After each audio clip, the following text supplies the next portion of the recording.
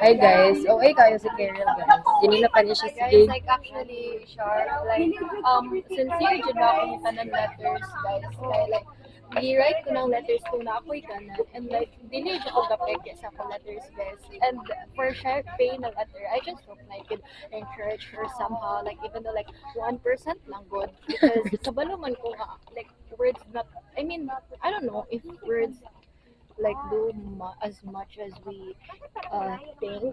Like, but Yeah. like, I just hope na basta may here for you.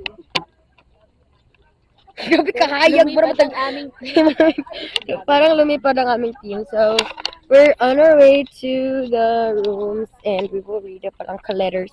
Muna lang nila itong flashlight. Uy, sensya ka na ha.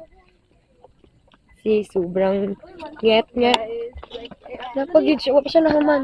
guys, to be honest, guys, like, wala siya ko pa-imagine na maka-create like an ani na bond, like, within 2 years, like, 2 academic years. Kasi, yung sa JHS ako, like, it took us, like, 4 years to create, like, a strong bond.